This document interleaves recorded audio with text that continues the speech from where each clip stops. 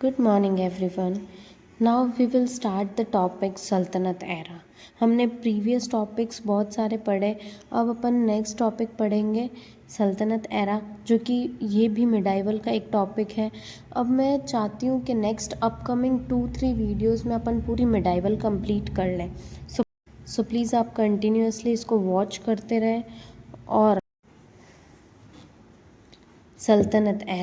सल्तनत era starts from 1192 and ends in 1526 AD। ठीक है, सल्तनत एरा में जो सबसे पहले डायनेस्टी है वो है स्लेव डायनेस्टी, जिसको ममलूक डायनेस्टी भी कहते हैं। ये स्टार्ट कब से हुई? 1206 AD। और कब तक चली? तो 1290 AD। इसका फर्स्ट सक्सेसर कौन है? तो कुतुबुद्दीन ऐबक। कुतुबुद्दीन ऐबक जो गौरी का स्लेव था, जो गौरी का नौकर था। गौरी ने इसको, जो इसने लास्ट बैटल चंदावर की बैटल में जीता था, किसको दिया था? कुतुबुद्दीन ऐबक को दिया था। फिर जब गौरी की डेथ हुई तो कुतुबुद्दीन ऐबक ने खुद को इंडिपेंडेंट घोषित कर दिया था, खुद को रूलर घोषित कर दिया था। उसके बाद एक डायनेस्टी स्टार्ट हुई, वो नाम पड़ा उसका स्लेव डायनेस्टी। क्यों स्लेव डायनेस्टी? क्योंकि ये एक नौकर था और नौकर से ये क्या बन गया था? रूलर बन गया था। लेट्स सी अब क्या है। ऐबक। ऐबक का मतलब क्या होता है? लॉर्ड ऑफ मून्स, चंद्रमा के देवता। इसने क्या किया था? मैट्रिमोनियल रिलेशंस बनाए थे अपोजिट्स के साथ, जो इसके खिलाफ थे उनके साथ बनाए थे। इनके खिलाफ कौन कौन थे? कुतुबुद्दीन ऐबक ने अपने अपोनेंट्स के साथ मैट्रिमोनियल रिलेशंस बनाए। इनके अपोनेंट्स थे तजुवुद्दीन यल्दोजी, जो कि गजनी में थे, और नसीरुद्दीन कुबेचा, जो कि सिंध में थे। मैट्रिमोनियल रिलेशन मतलब शादी। अपने घर से कुछ लड़कियों की शादी उनके घर पे की और उनके लड़कियों की शादी अपने घर पे की। ऐसे इन्होंने सोचा कि इससे जो डिस्प्यूट है, जो कॉन्फ्लिक्ट है इनके बीच में, वो ख़त्म हो जाएगा। फिर इन्होंने टाइटल अडॉप्ट किए, जो कि थे हातिम सेकंड, लाख बख्श, कुरान खान। कुतुबुद्दीन ऐबक ने सुल्तान का टाइटल अडॉप्ट नहीं किया था, क्योंकि ऑलरेडी इनके बहुत सारे कॉन्फ्लिक्ट चल रहे थे। क्योंकि ये एक स्लेव से रूलर बने थे, तो बहुत सारे लोग थे जो इनके अपोजिट हो गए थे, इनके खिलाफ हो गए थे। तो वो ऑलरेडी इन कॉन्फ्लिक्ट्स को और बढ़ाना नहीं चाहते थे, जो कॉन्फ्लिक्ट्स अभी चल रहे थे इनके। तो इसलिए इन्होंने सुल्तान का टाइटल एडप्ट नहीं किया था, और ना ही कोई कॉइन स्टार्ट किए थे खुद के नाम से। इन्होंने खुतबाह में भी अपना नाम मेंशन नहीं किया था एज एन रूलर। और इन्होंने अपनी कैपिटल, कुतुबुद्दीन ऐबक ने अपनी कैपिटल लाहौर को बनाया। फिर इन्होंने सोचा कि अभी भी मैं एक स्लेव ही हूँ, भले मैंने खुद को इंडिपेंडेंट घोषित कर दिया है, फिर भी मैं एक स्लेव हूँ, क्योंकि मुझे किसी ने अभी तक फ्री नहीं किया है। तो एक जो गौरी की तो डेथ हो गई थी, जो लास्ट रूलर था, उसके बाद उसका सक्सेसर था, एक नेफ्यू था जिसका नाम था गयासुद्दीन। तो कुतुबुद्दीन गए गयासुद्दीन के पास और उनसे बोला कि प्लीज़ आप हो जो है ना, मेरे जो लास्ट राजा थे उसके सक्सेसर हो, तो आप प्लीज़ मुझे फ्री करो इस गुलामी से, इस स्लेवनेस से।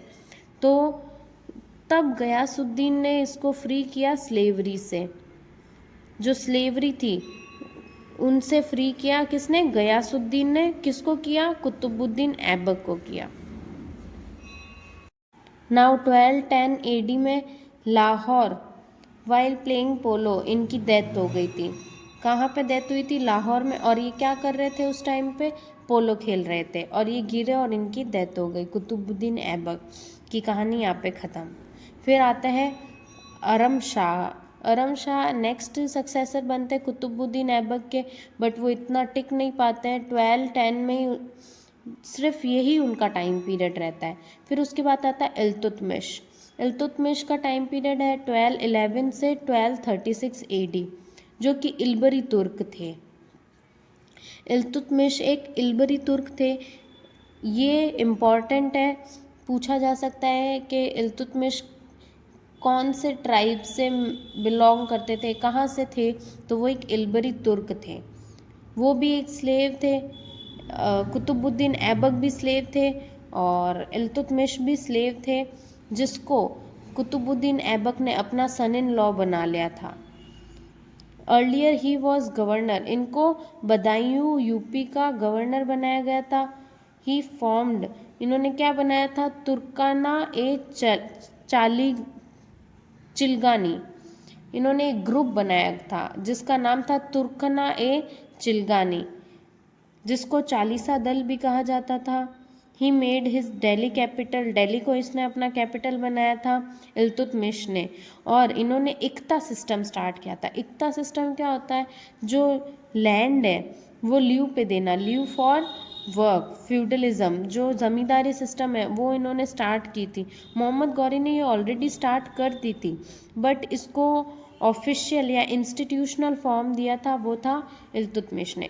इक्ता सिस्टम क्या होता है, जैसे जैसे अगर आप किसी ज़मीन पे काम कर रहे हो, कंटिन्यूस काम कर रहे हो, बहुत अच्छा काम कर रहे हो, तो वो आपको दी जाती थी कि मतलब आप हमेशा इस पे काम करते रहो, आपकी पीढ़ी दर पीढ़ी भी इस पे काम करती रहेगी, ये ज़मीन अंडर कंट्रोल आपके है। ये ऑफिशियल मतलब इक्ता सिस्टम था।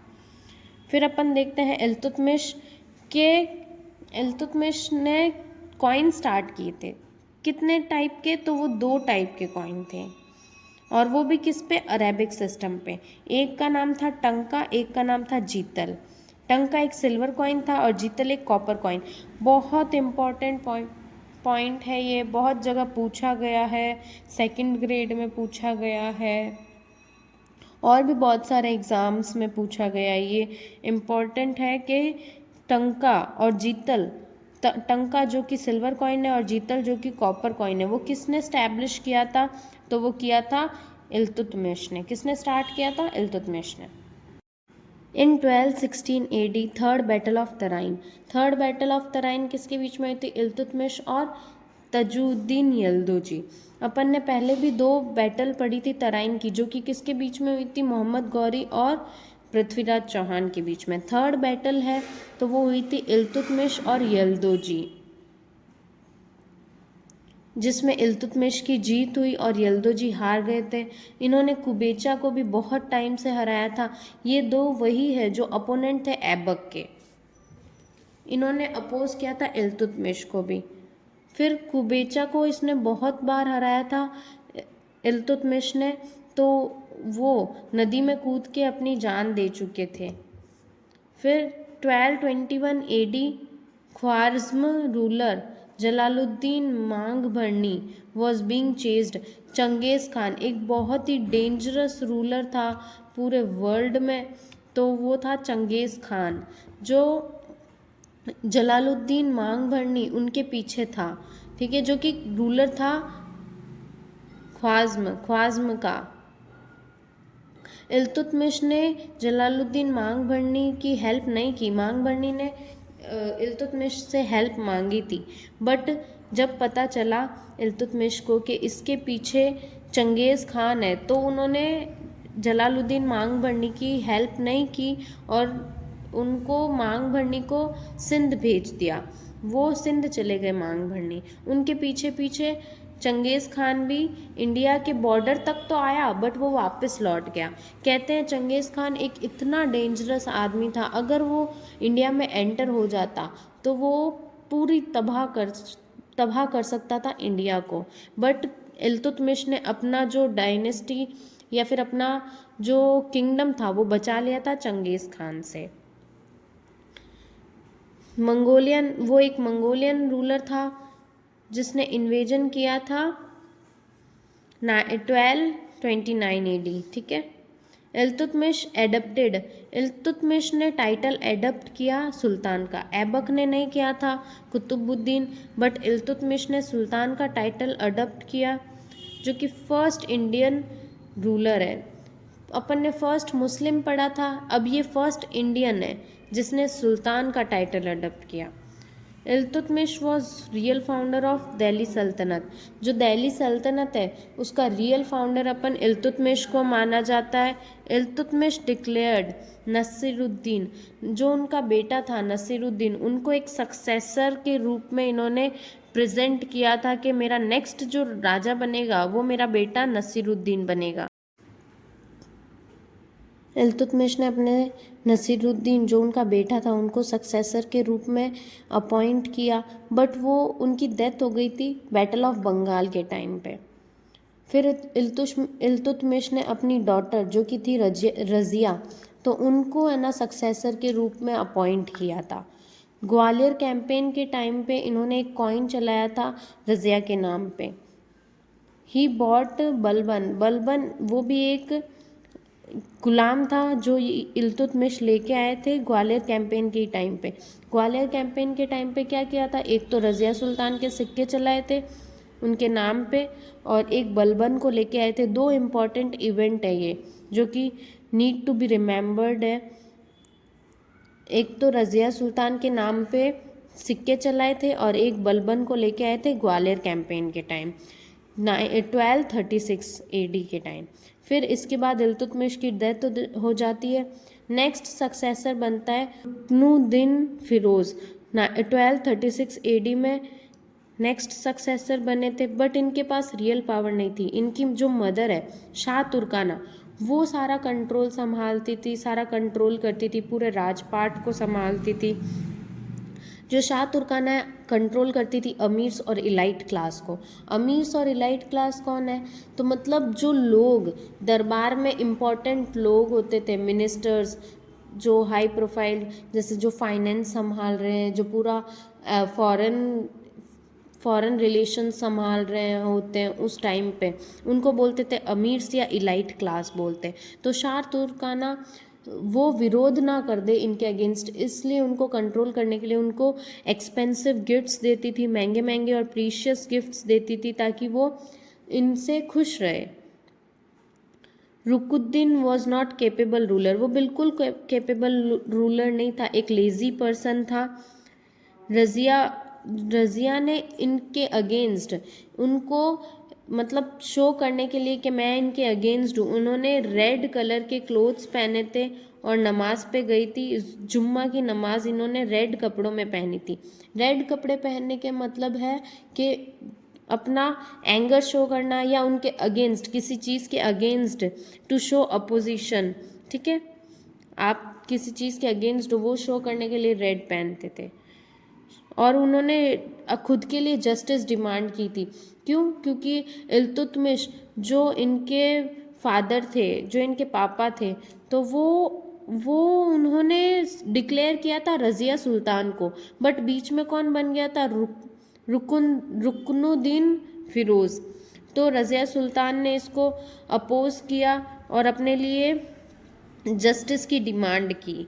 Razia became the ruler with public support, और पब्लिक ने इनको सपोर्ट भी किया, और पब्लिक सपोर्ट से रज़िया सुल्तान एक मतलब रज़िया बन गई रूलर, जो कि बाद में कहलाई Razia Sultan. Now let's see how Razia controls the kingdom and how she rules. Razia एक फ़ीमेल थी तो उसको ऑब्वियसली उस टाइम पे बहुत ही डिफ़िकल्टीज़ फेस करनी पड़ी, बहुत उसके सामने कॉन्फ्लिक्ट्स आए। बीइंग अ वुमेन रूलर, जो कि फर्स्ट वुमेन रूलर थी, तो उनको बहुत सारी डिफ़िकल्टीज़ को फेस करना पड़ा। उनका टाइम पीरियड था 1236 टू 1240 AD। रज़िया क्या पहनती थी, कूबा, जो एक लॉन्ग कोट हुआ करता था, और कूबा या कूला दोनों एक कोट हुआ करते थे। कूला एक लॉन्ग कोट था जो कि यूज टू कम, जब वो कोर्ट में बैठती थी, जब वो डिसीजन लेती थी, जब वो अपने गद्दी पे बैठती थी, तो वो कूबा या कूला पहनती थी। शी यूज्ड द थ्रोन, ऐसा नहीं है कि अगर वो फीमेल रूलर है तो वो थ्रोन यूज़ नहीं करती थी। बहुत सारी ऐसी फीमेल्स हुई थी जिन्होंने रूल किया, बट उन्होंने थ्रोन का यूज़ नहीं किया, गद्दी का यूज़ नहीं किया। बट जो रज़िया सुल्तान थी उसने प्रॉपर अपने थ्रोन का यूज़ किया, वो उस गद्दी पे जाके बैठती थी, वहाँ पे बैठ के डिसीजन लेती थी। रज़िया डिड मैनी थिंग्स, उन्होंने मतलब वो बहुत काबिल थी, उनको बहुत सारी चीज़ें आती थी जैसे आर्चरी, हॉर्स राइडिंग, हंटिंग, उनका शौक भी था ये सब। रज़िया ने इम्पॉर्टेंट पोस्ट अपने फेवरेट पर्सन्स को दी थी जो कि अमीर हाजिब, एतगीन, एतगीन एक इंसान था जो कि फेवरेट था रज़िया सुल्ताना का। इन्होंने इसको पोस्ट दी थी अमीर हाजिब। गवर्नर ऑफ लाहौर बनाया था कबीर खान को, गवर्नर ऑफ तबर हिंद बनाया था अतूनिया को, और आमिर आखुर बनाया था याकुत को। 4 इनके फेवरेट लोग थे जिनको इन्होंने बहुत हाई पोस्ट और अपनी फेवरेट लोगों को पोस्ट अच्छी दी थी। तो वो थी एतगीन, कबीर खान, अतूनिया और याकुत। ये 4 लोग इनके ट्रस्टेबल और फेवरेट हुआ करते थे। बट इन्होंने लास्ट में जाके रज़िया सुल्ताना को धोखा दिया और इनके खिलाफ विरोध भी किया। सबसे पहले कबीर खान फर्स्ट रिवॉल्ट किया इन्होंने against Razia. First revolt start किया कबीर खान ने जो कि गवर्नर ऑफ लाहौर थे। याकुत एक अफ्रीकन था जो कि अकॉर्डिंग टू हिस्टोरियन कहा जाता है कि ये जो था रज़िया का लवर था। नाउ अल्तूनिया ने स्टार्ट किया था रिवॉल्ट तबर हिंद में, आजकल जिसे अपन भटिंडा कहते हैं, पहले उसे तबर हिंद कहते थे। रज़िया खुद गई सप्रेस करने के लिए क्योंकि अल्तूनिया बहुत ही ट्रस्टेबल पर्सन था उसके लिए, तो उसने सोचा कि मुझे खुद जाना चाहिए उसको सप्रेस करने के लिए। बट रज़िया वहाँ गई तो अल्तूनिया ने उसे हराया। बट रज़िया जो थी उसने उसको समझा बुझा के उससे शादी कर ली। जब तक वो वहाँ थी तो यहाँ पे लोगों ने दिल्ली में भी रिवॉल्ट स्टार्ट कर दिया था रज़िया के पीठ पीछे। तो रज़िया वापस अल्तूनिया के साथ दिल्ली पे अटैक करती है, बट वो दोनों डिफीटेड हो जाते हैं। और खैताल में हरियाणा में रज़िया एक जो गुंडे होते हैं वो उनके द्वारा मारी गई। रज़िया सुल्तान के जो किंगडम था या उनकी जो भी पूरा राजपाट था उसका फेलियर क्यों हुआ, वो इतने साल तक राज क्यों नहीं कर पाई, अच्छे से रूल क्यों नहीं कर पाई। तो उसके फेल होने के पीछे जो कारण थे वो था एम्बिशंस ऑफ अमीर और इलाइट्स। जो अमीर्स थे और इलाइट क्लास थी उनका जो एम्बिशंस था, वो नहीं चाहते थे कि रज़िया एक औरत जो है वो रूल करे।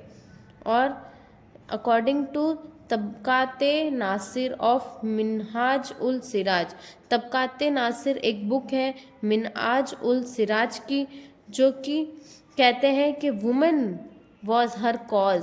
अगर वो मेल होती तो वो शायद ज़्यादा रूल कर पाती, बट उसका ये कॉज है कि वो एक औरत है, वो एक वुमेन है, तो वो एक मेन रीज़न है कि वो एक अच्छी रूलर नहीं बन पाई। अच्छी रूलर थी वो अपने टाइम पे, पर ज़्यादा टाइम रूल नहीं कर पाई। She left Delhi. और एक लास्ट कॉज ये भी है कि इसने अल्तूनिया के रिवॉल्ट को सप्रेस करने के लिए खुद गई थी, किसी और को नहीं भेजा, और इसने दिल्ली छोड़ दिया। दिल्ली छोड़ते ही जो वहाँ के लोग थे तो वहाँ के लोगों ने रिवॉल्ट स्टार्ट कर दिया था अगेंस्ट रज़िया। बहरम शाह फिर नेक्स्ट रूलर बने और उनका टाइम पीरियड था 1240 टू 42 AD, जो कि न्यू पोस्ट उन्होंने क्रिएट की जिसका नाम था नायाब ए मुमलिकात। एतगीन वॉज फर्स्ट नायाब ए मुमलिकात। एतगीन जो एक था उनका क्या बोलते हैं कोर्ट पर्सन, तो वो एक क्या बना था नई पोस्ट उन्होंने जो इन्वेंट की थी या फिर स्टैब्लिश की थी नायाब ए मुमलिकात, तो वो फर्स्ट पर्सन बना था जिसको ये पोस्ट मिली थी। It was an powerful post, ये बहुत एक पावरफुल पोस्ट थी।